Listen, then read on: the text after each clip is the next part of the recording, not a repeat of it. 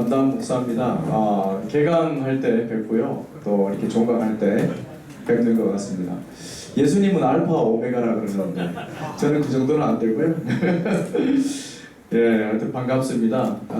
자주 뵈야 되는데 항상 이렇게 아쉽고 또 우리 회장님과 자주 대화를 나누면서 좀 아쉽다는 생각이 많이 듭니다. 그동안 잘 지내셨죠? 네. 인상이 다 굳어 계셔요. 네. 참 삶이 녹록지 않은 것 같습니다. 우리 집사님들 연배에 부양해야 될 가족과 또 모셔야 될 부모님들 때문에 어떻게 보면 끼어 있는 세대처럼 여러분들이 또 부모님들 모셔야 되고 요양원에 계시는 부모님 또 자녀들 또 자녀들이 일찍 결혼한 분들은 또 손주들도 여러분들이 또 다 자식의 자식 농사를 또 계속 짓고 계신 줄 알고 있습니다. 얼마나 힘드십니까, 그죠?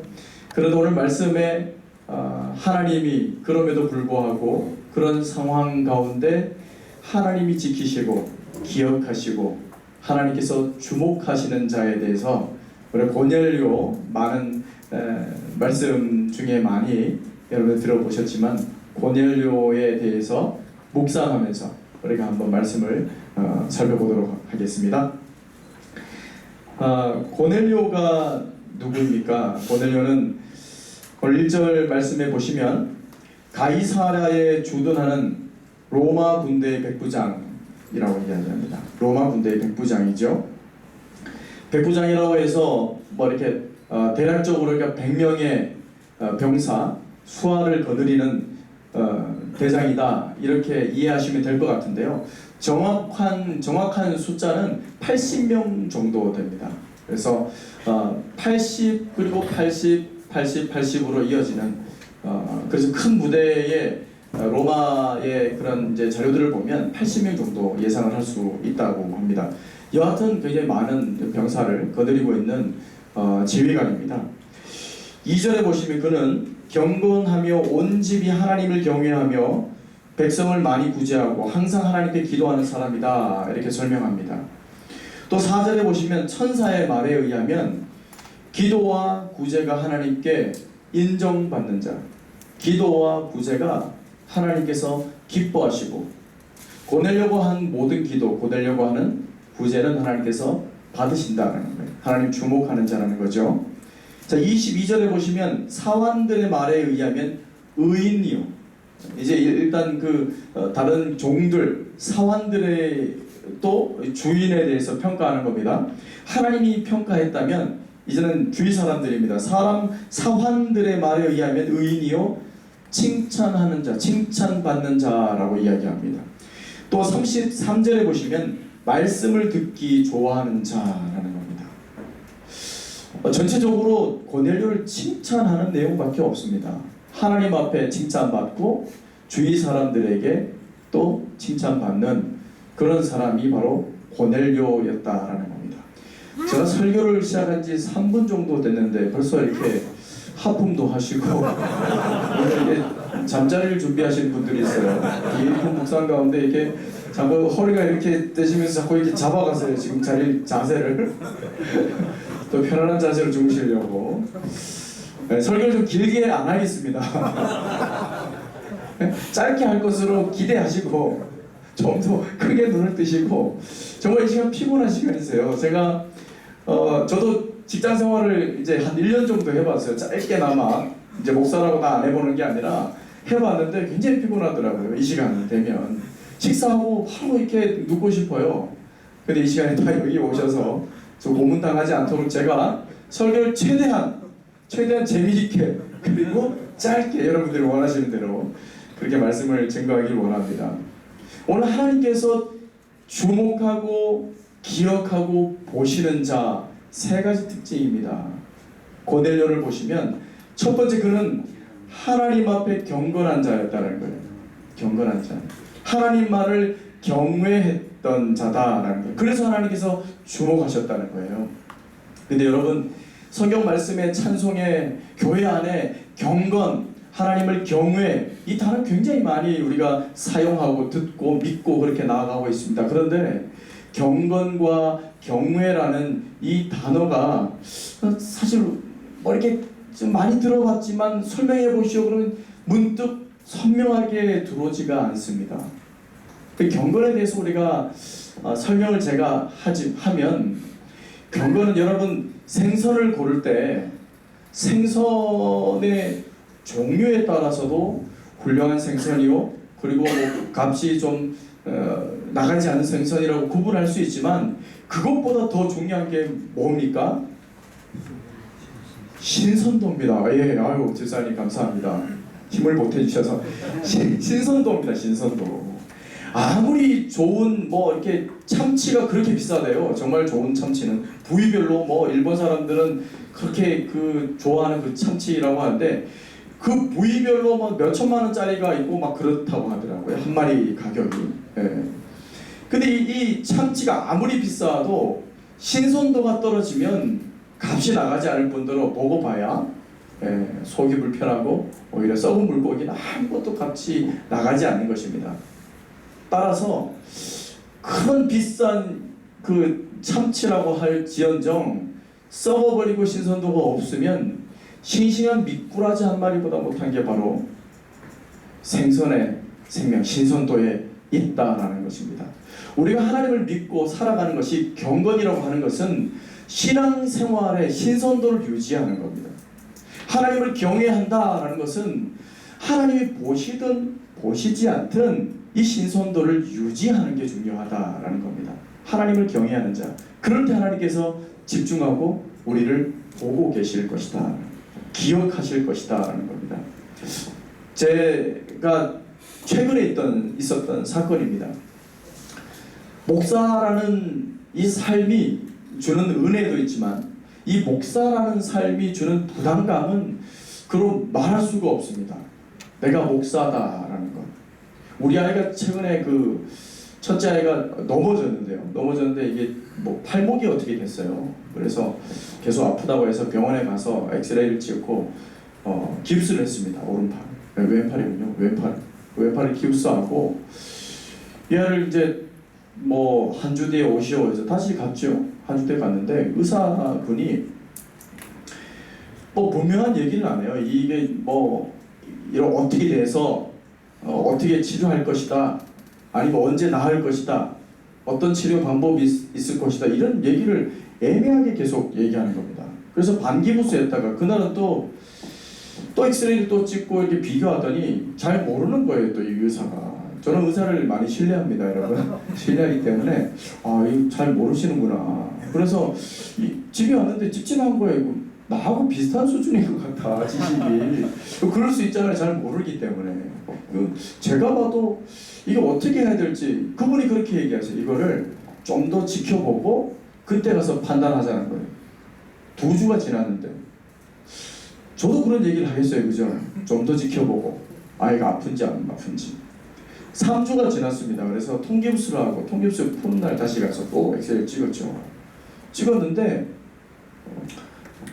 이분이 이제 예전에 첫 번째 찍었던 그 엑스레이하고 지금 찍었던 엑스레이 달라진 것을 보는 거예요. 그 아이들은 다 뭐 성장판이래요. 넘어지면 다 대부분 다 성장하지 않았기 때문에 성장판이에요. 그래서 성장판이 문제일 것이다 라고 얘기하더라고요. 그래서 그 부분이 아프다고 하니까 그 첫 번째 찍은 것과 지금 이제 변화된 것을 보면서 성장판이 문제가 조금 있긴 있네요. 그러면서 하시는 얘기가 또 애매하게 말씀하시는 거예요. 반기부스를 해서 또 지켜봅시다 하는 거예요. 그래서 제가 이거 치료가 되는지, 이거 어떻게 해야 되는지, 그래서 의사 선생님이 제가 의사 선생님들을 무시하는 게 아니라 그대로 이제 말씀을 드리는 거예요. 젊은 분이세요. 경험이 좀 없어요. 그런지 몰라도 한 주 뒤 지나보고 또 경과를 살펴보자는 거예요. 그래서 제가 아무래도 애만 잡겠다 싶어서 병원을 옮겼습니다. 근데 그 어떤 병원이었냐 이렇게 궁금하시죠? 네, 그 말씀은 제가 못 드리겠고요. 개인적인 소견이 있고 그분은 그분대로 또 최선을 다했을 거니까요. 그래서 제가 답답한 마음에 이제 큰 병원에 갔어요. 이제 여기는 이제 좀 떨어진 그 세브란스 병원에 갔습니다. 갔는데 그 의사 소견을 다 가지고 갔죠. 다 가지고 가서 그쪽에 또 전문의시래요. 그래서 가서 이제 엑스레이 찍고 이제 여기서 이제 그 안 찍고 싶었던 MRI를 찍었어요. 문제는 MRI입니다. 그 MRI를 찍었더니 이제 찍기 전에 이 사건 이게 대충 만져보시더니 여기서는 이 손바닥 쪽에 문제라고 하는데 이 전문의는 손목에 딱 잡더니 거기가 문제라는 거예요. 아, 둘 중에 한 분은 맞겠구나 이런 생각 들었어요. 그래서 제가 MRI를 찍었는데 MRI가 얼마냐 물어봤는데 83만 원이라는 겁니다. 다른 얘기 하려고 그러는 게 아니라 MRI 값을 얘기하려고 그러는 거예요. 제가 깜짝 놀랐어요. 무슨 MRI가. 그래서 야, 이거 어떡하나, 이거 이렇게 많이 나와서 어떡하나. 그래도 어떻게 해요. 아이가 잘못된 문제가 있으니까 찍고, 그리고 이제 제가 기도를 했죠. 하나님, 아유 이게 뭐 너무 부담되고 하나님 앞에 제가 참 회개할 게 많은가 봅니다. 그렇게 하나님께 기도하고 그랬습니다. 그런데 제가 보험 아줌마한테 물어봤어요. 우리 애가 실비보험을 가지고 있어요. 그래서 실비보험을 딱 얘기를 물어봤더니 이 실비보험이, 우리 아들에게 들었던 이 실비보험이 통원 치료는 20만 원까지가 보장이 되고요. 입원을 해야만 MRI가 보장이 된다는 거예요. 그러면 이 MRI를 83만 원 마이너스 20만 원 얼마 남습니까, 여러분? 네, 빠르시죠? 63만 원은 어떻게 되냐 했더니 못 받는다는 거예요. 그런데 이 아주머니가 얘기하는 것이 하는 방법이 있다는 거예요. 하는 방법이. 어떤 방법이에요? 그러면 접수를 해놓고 6시간 이후에 하든지 이 아이를 입원을 시켜달라고 졸라보라는 거예요. 그러면 이 아이의 그 입원 수속과 과정 가운데 MRI 비용이 다 커버가 된다는 거예요. 제가 그 얘기를 듣고 문득 드는 생각, 항상 저는 그런 생각이 부딪힙니다. 너는 목사다. 너는 목사다. 제가 저작년이니까요. 지지난 연도에 우리 막내딸 때문에 그런 비슷한 경험을 했습니다. 보험을 들지 않은 상황에서 많이 좀 아파서 지금도 약간 ING지만, 그래서 우리 첫애를 또 그런 일이 있는 겁니다. 제가 야, 또 이런 일들이 있구나. 그래서 네, 아주머니 알겠습니다. 네, 그건 제가 알아서 하겠습니다. 그리고 전화를 끊고, 제가 그 막내딸의 사건을 보면서 하나님께서 수술을 피하게 하시고 놀라운 이적으로 하나님께서 치유하셨던 사건을 보고 또 비슷한 사건이 오면서 바로 고백했습니다. 하나님, 어림없습니다. 이거는 제가 과거에 겪었던 그런 사건과 왜 이리도 닮았습니까? 하나님이 알아서 하십시오. 성장판이 어떻게 되면 하나님이 평생 이 아이를 책임질 것이고, 이 돈이 그렇게 사실은 비싼 것도 아닌데 사람이 받는 거 조금 아껴 쓰면 되는 것이고 다 됩니다, 하나님. 그런데 제가 편법은 쓰지 말게 해주십시오. 하나님, 이것은 제가 감당을 못하겠습니다. 그리고 기도하고 한 주가 지나고 이 아이를 데리고 다시 MRI 검사 이제 결과를 봐야 될 거 아닙니까? 그런데 거기 관계자가 있어요. 우리 사모님들 중에 세브란스 병원에 다니는 이제 그 간호사분이 계십니다. 사모님 중에, 목사님 사모님 중에 친한 목사님 사모님이 MRI 결과를 일단 그 전전날에 저희들 보내주셨어요. 근데 복합, 골절 이렇게 해서 의사와 상의하시오 이렇게 굉장히 커션이 이렇게 나왔어요. 이게 굉장히 좀 위중한 듯한 분위기가 든다. 그런 복합 골절 같은 게 여러분 이제 성장판이니까 예를 들어서 애를 다 이렇게 개복을 해서 열어서 그리고 심을 박아야 되지 않을까, 철심을 박아, 이런 생각을 하고 갔죠. 우리 아들한테도 그렇게 얘기를 해놨어요. 놀라면 안 되니까 우리 아들한테. 주아야, 너가 하나님께 기도해라. 수술을 안 할 수 있도록. 저희들은 수술을 하는 줄 알았어요. 수술 안 할 수 있도록 하나님께 기도해라. 좀 부정적인데 아내랑 이야기하면서 우리 기도합시다. 그리고 맨날 며칠을 계속 기도하면서 갔습니다. 근데 그 의사가 보더니만 이게 복합 골절 전 단계까지 갔다는 거예요. 좌상이라는 거예요. 뭐가 이게 그 끝부분이 부었다고 얘기하더라고요. 골절 전까지 가서 수술은 안 해도 되겠습니다. 이렇게 얘기하더라고요. 우리 아이가 그 자리에서 할렐루야 그러면서 이 아이가 우리 목사들이 다르긴 하죠. 할렐루야 그러면서 막 너무 좋아하는 거예요. 너무 막 눈물이 그렁그렁 하면서 수술 안 하게 해주셔서 감사합니다 막 그러는 거예요. 그래서 돌아오면서 우리 아들에게 그랬어요. 와, 너가 기도하니까 하나님께서 수술을 피하게 해주셨지 않느냐. 제가 이런 생각을 했습니다. 하나님께서 정도의 길을 걸을 때에 돈이 중요한 게 아니라 수술을 피하게 해주셨구나, 이런 법이 생기는 겁니다. 예전에도 그랬고 지금도 그랬고 피하게 하시는 이가 그라는 겁니다. 우리가 세상에서 이런 유혹이 많습니다. 편법으로 살아라, 다른 사람들도 그렇게 산다, 왜 너만 그러느냐, 아니면 다 그렇게 사는데 내가 뭐 달라서, 다른 집사님들도 그렇게 사는데, 직분자들도 다 그렇게 사는데 나도 그렇게 살자, 괜찮다, 이런 유혹이 올지라도 하나님이 보고 계신다는 것, 하나님을 경외한다는 것, 그것이 바로 삶 속에서 신선도를 유지하는 것입니다. 그럴 때 하나님께서 지켜보시고 그럴 때 하나님께서 여러분들을 지키실 줄로 믿습니다. 두 번째 말씀은 하나님은 구제하는 자를 보신다는 거예요. 고넬료는 구제하는 자입니다. 하나님 앞에 구제하는 자예요. 여러분, 재물이 많아서 구제합니까? 그렇지 않습니다. 제가 여러분들을 지켜봐도 재력이 있어서 구제하는 것이 아니라 없는 중에 일부를 떼어서 구제하는 분들이 더 많이 있습니다. 없는 중에 기쁨으로 헌금하고 없는 중에 어려운 이웃을 돌아보는 자가 더 많습니다. 그런 분들을 하나님께서 기억하시고 하나님께서 주목하신다는 것을 믿으시기 바랍니다. 여러분, 재물뿐만 아니라 생각해 보십시오. 여러분들에게 가지고 있는 달란트가 있습니다. 그 달란트 이웃에게 나눠주는 것도 구제입니다. 여러분들이 잘하고 계시는, 여러분들이 온유한 마음을 갖고 계시는 분이 있어요. 남 이야기를 잘 들어주시는 분, 그것으로 구제하는 겁니다. 한 많은 집사님들이 계셔요. 내 얘기 안 들어준다 막 얘기하시는 분들이 있어요. 잘 들어주는 것만 해도 그분이 상처가 회복되는 분이 있어요. 그러면 그런 것도 여러분들이 구제의 한 일환입니다. 제가 미국에 있을 때 이제 박사과정으로 이제 하고 있는데 목사 부부가 유학을 처음 왔어요. 그러면 여러분, 아무리 토플 점수가 높아도 처음 몇 달 동안은 고생이 안 들려요. 이 발음이 아예 다르고, 미국 아이들이 쓰는 그 짧은 용어들, 또 여러 가지 슬랭 같은 것도 있고, 문화가 다르니까 말은 알아들었겠는데 이해를 못하는 것이 많이 있습니다. 미국 문화 자체가.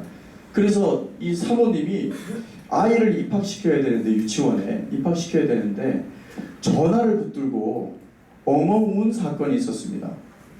아이를 입학시키려고 전화를 했는데 몇 번을 누르시오, 몇 번을, 우리나라 똑같아요. 잠시만 기다려주세요, 몇 번을 누르시오 해서 1시간 동안 기다렸다가 통화가 됐는데 통화가 얘기는 하고 들리지가 않으니까 이 사람이 답답한 거예요, 그 안내양이. 그래서 또 전화를 끊고 해서 몇 시간 동안 하다가 결국 울었다는 거예요. 그래서 저희 집에 찾아왔어요. 좀 도와달라고. 딱한 사정을 들었죠. 그래서 저는 바빠서, 저는 막 논문 쓰고 학교 다니느라 바빠서 우리 아내가 따라다니면서 다 세팅해요. 수돗물을 오픈해야 됩니다. 전기를 또 커넥션 해야 돼요. 인터넷도 연결해야 돼요. 우리나라하고 달라요. 우리나라는 무슨 전화 하루에 다 되는 게 아닙니다. 뭐 보름도 걸리고 일주일도 걸리고, 그리고 아이를 그 입학시키는 것도 굉장히 까다롭습니다. 직접 가서 어떻게 해야 되고. 우리가 도와준 적이 있습니다. 재물로 도와준 것이 아닙니다. 우리가 갖고 있는 능력, 우리가 갖고 있는 달란트, 우리가 갖고 있는 인력, 어떻게 보면 있는 수중에 그것을 쪼개서 나눠주는 것, 그것이 바로 구제라는 것입니다. 여러분들 삶 가운데 이런 나의 도움이 필요한 자가 누군지 살펴보시기 바랍니다. 생각하시기 바랍니다. 여러분, 인생을 살면서 하나님을 믿으면서 이남선교회 집사님까지 되시고 여기까지 오실, 여기 오늘 참석하실 정도 되시면 신앙의 그런 관록이 좀 많다고 생각합니다. 몇십 년을 예수를 믿으셨습니다. 그런데 구제할 대상이 있나요? 했을 때, 도와드릴 대상이 있나요? 했을 때 문득 이 자리에서 바로 떠오르지 않으면 그것은 사실 문제가 있습니다. 죄송하지만 문제가 있습니다. 내가 지금 도와줄 대상을 기도하고 있는지 이게 없으면 좀 문제가 있습니다. 목사라고 다 그렇게 도와주는 거 아니에요. 저는 이것이 신선도를 유지하는 데 중요하다고 생각합니다. 저는 유학을 떠나올 때, 학위를 마치고 올 때 우리 제가 아는 후배 목사가 그 어렵게 공부하는 것을 아직도 기억해요. 지금도 제가 일부분을 떼내어서 그 어려운 목사, 유학하는 목사 계속 후원하고 있습니다. 제 친구 선교사님들 인도에서, 캄보디아에서, 베트남에서 선교하고 있습니다. 연락 올 때마다 아이고 힘든가 보다 또 보내는 거예요. 같은 동료 목사님이지만 다른 교회에 계시지만 아버지가 또 암으로 고생하신다는 거예요. 최근에 암으로 고통받고 있습니다. 그러면 또 모아놨던 돈 제가 따로 모아놓습니다. 11조를 하나님께 드리고 11조를 또 모아놔요. 구제헌금을 또 모아놓습니다. 그리고 그것의 일부분을 또 다 드리는 겁니다. 드릴 사람이 한두 명이 아닙니다. 목사라고 그런 것 아닙니다. 목사님이니까 당연히 그렇게 해야죠. 당연히 해야죠. 당연히 해야죠. 그런데 그렇지가 않습니다, 여러분. 여러분의 삶 가운데 구제의 삶을 살고 계시지 않고 또 구제할 대상이 지금 누구십니까? 얘기해서 한 명이라도 기억나지 않으면 여러분의 삶의 패턴을 바꾸셔야 됩니다. 삶의 패턴을 바꾸셔야 돼요. 하나님이 여러분들에게 계속 집중하도록 하는 방법은 바로 그것입니다. 어려움 중에 김 집사가 이렇게 돕구나. 너도 어려운데 박 집사님을 그렇게 돕는 거야. 하나님이 감동할 때에 지켜보시는 줄로 믿습니다. 아멘. 마지막입니다. 하나님은 기도하는 자를 보시고 계십니다. 오늘 4절에 보시면 기도와 구제가 상달되었다라고 말씀하고 있습니다. 구제와 기도는 떨어져 있지 않다라는 겁니다. 내가 많이 기도하는데, 내가 새벽 기도도 나가는데 40일 새벽 기도도 연거푸 몇 번이나 했는데 이렇게 말씀하지만 삶 속에서 구제로, 삶 속에서 경건을 유지하지 않은 사람이라면 그 기도가 잘못됐든 아니면 구제하지 않는 삶이 잘못됐든 한 가지는